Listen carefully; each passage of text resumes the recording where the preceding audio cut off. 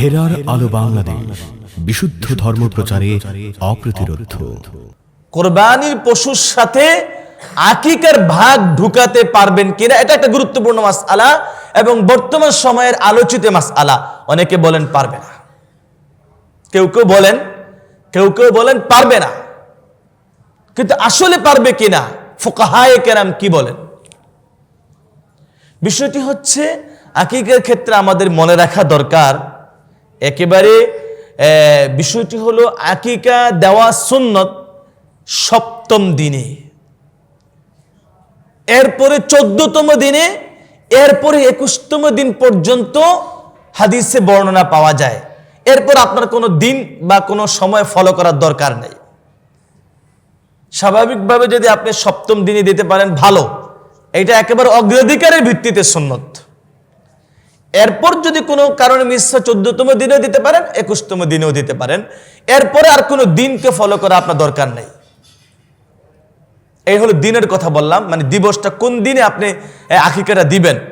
আর আরেকটা হলো আকিকা দেওয়ার ক্ষেত্রে যেটা একেবারে স্পষ্টভাবে হাদিসে বর্ণিত হয়েছে, সেটা হলো ছেলে হলে 2টি খাসি আর মেয়ে হলে 1টি খাসি অথবা দুম্বা।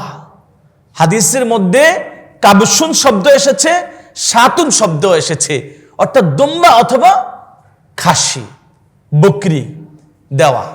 তো এইটা হলো স্বাভাবিকভাবেই আপনার আকিকার মূল মাসআলা। কুরবানির মধ্যে ঢুকানো যাবে কিনা, ফুকাহায়ে উম্মতের বক্তব্য হলো যে আপনি আকিকাকে কুরবানির সাথে কুরবানির পশুর মধ্যে ভাগ হয়ে আকিকা দিতে পারবেন।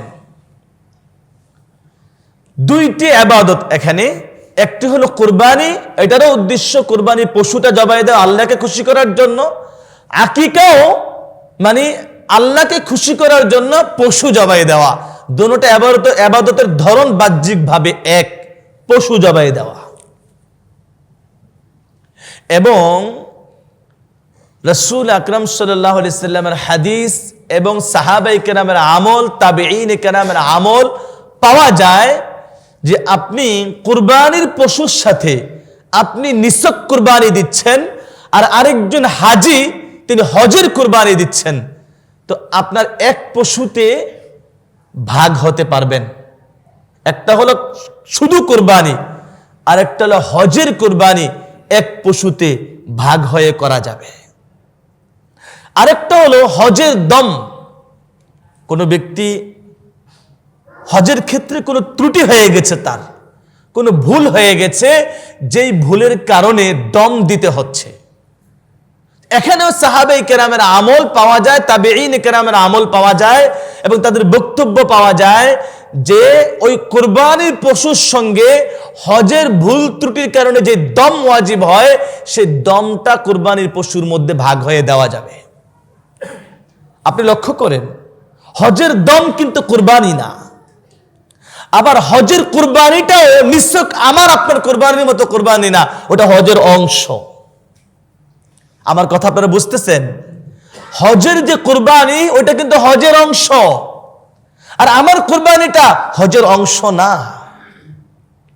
এখন নবীজি সাল্লাল্লাহু আলাইহি সাল্লাম, সাহাবায়ে কেরাম এবং তাবেঈনে কেরাম এবং যুগে যুগে ফুকাহায়ে উম্মতের আমল এবং বক্তব্য পাওয়া যাচ্ছে হাদিসের কিতাবগুলোতে এবং ফিকহের কিতাবগুলোতে, যে আপনার হজের কুরবানিটা সাধারণ কুরবানির সঙ্গে এক পশুতে দেওয়া যাচ্ছে এবং হজের দমটা সাধারণ কুরবানির পশুর সাথে এক পশুতে দেওয়া যাচ্ছে।